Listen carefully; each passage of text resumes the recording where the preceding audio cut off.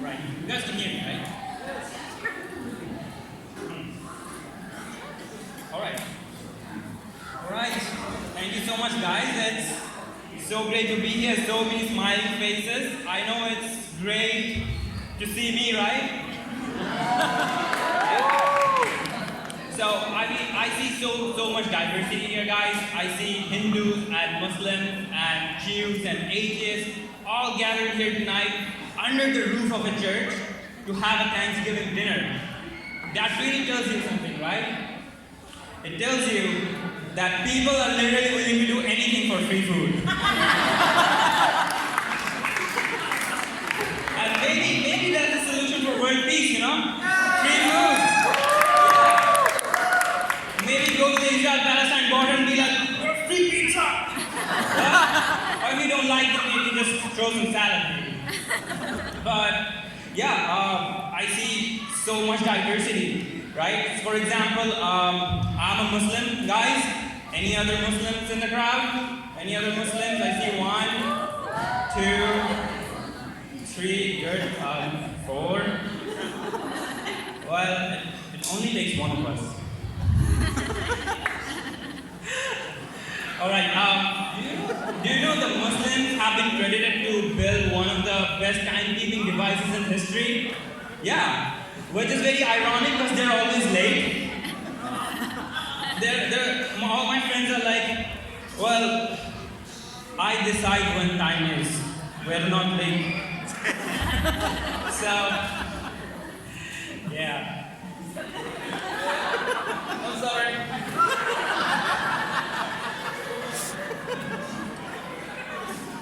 All right. I have a lot of Saudi Arabian friends. They're like really nice. I went to this annual Saudi national dinner the other day. It's like a national event, national day for Saudi Arabians. So I go in. It's like all Saudi Arabians everywhere. And so I'm looking for my friend Mohammed, because every brown guy has a friend named Mohammed. So I go in and I'm looking for my friend Mohammed, but I can't find him. So I'm like, Mohammed! Half of the room stands up. And I'm like, okay, this isn't working.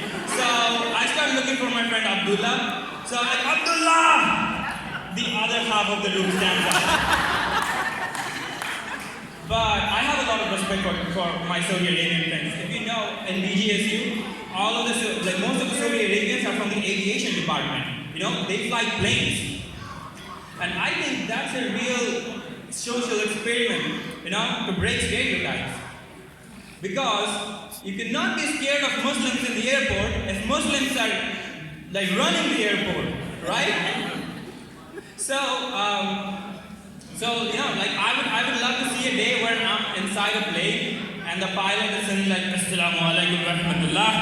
You know, I would love to see everyone's faces turning white. Other than the white people, nothing happens to them really, just like, you know, every single conflict in the world. So, I'm from this country named Bangladesh. If you don't know where Bangladesh is, nobody knows where Bangladesh is, never mind. So, after coming here, I've realized that the name Bangladesh has become a little corrupted. People call it Bangladesh. Which is really weird because I feel like people here know more than us than we do about ourselves.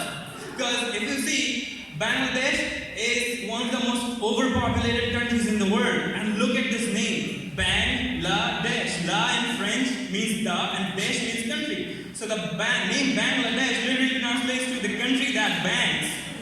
Right? That's weird. Amazing. So, my neighbors are really popular. My neighboring country is India. And I would say we're almost the same. Alright, we have a few. Out of 1 billion. So, you know, I feel like Bangladeshis and Indians are almost the same. I mean, we have the same issues. We both don't like talking about sex, but we're grossly overpopulated.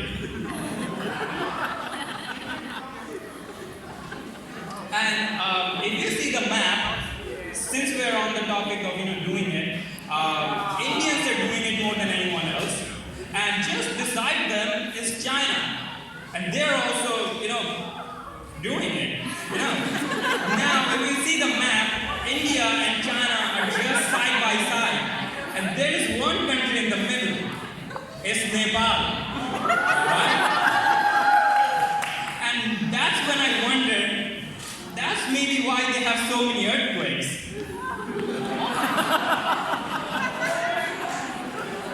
Oh yeah, speaking of Chinese, I have a lot of Chinese friends.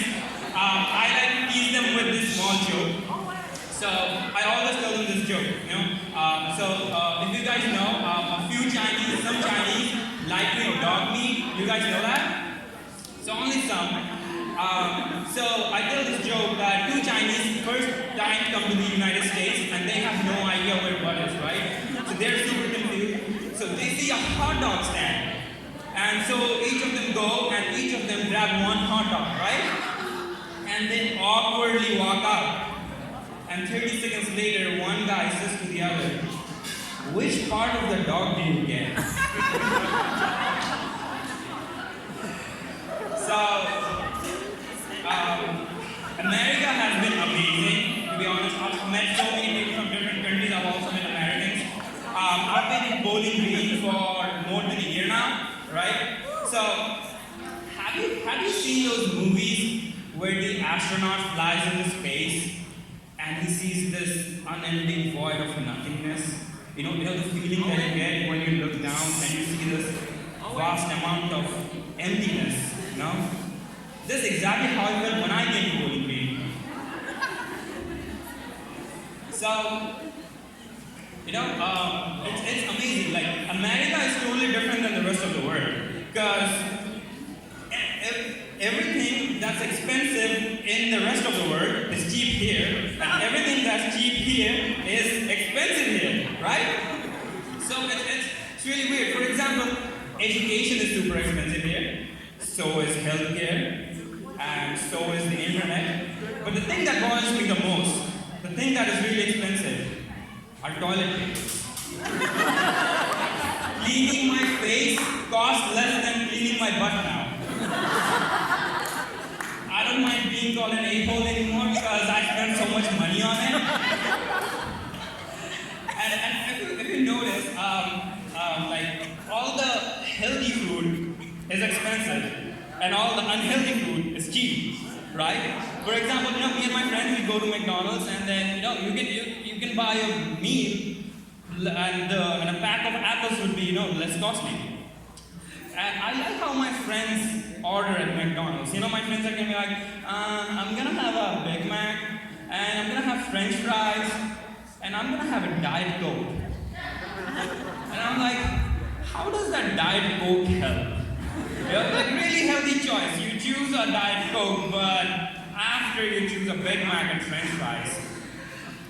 It's like you're trying to end thousands years of religious conflict just by offering free food. Like, free pizza, right? And I was so confused when I came to the United States because everything has a system here. Like everyone's you have traffic lights and everyone's following the traffic rules. I mean we also have traffic lights, but no one really follows them. So when I came here, I was so confused. I'm trying to cross the road here, and then on the other side there's a red hand right there, and I'm like, I don't know what to do. Should I walk or should I stay or should I go? And then the red hand changes, right?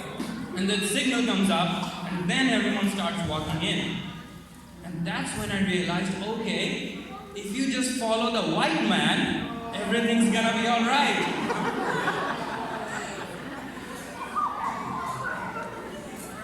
But honestly, like, people in my country, my people in my country are like weird. I'll tell you, like my parents love me, totally love me, provided that I get all A's, right? So, it's not a right, you kind of have to earn it, just like education and healthcare in America. So, like I told my dad, like my brother's an engineer, he like digs stuff and types things and stuff like like that. So I told my dad, I don't want to be a doctor or an engineer. That's such a stereotype. And my dad was like, okay. But then he started talking about how good China's one-child policy is. And so I went to my mom. I'm like, Mom, I don't want to study. I want to do comedy. And suddenly now, she's a pro-abortion activist.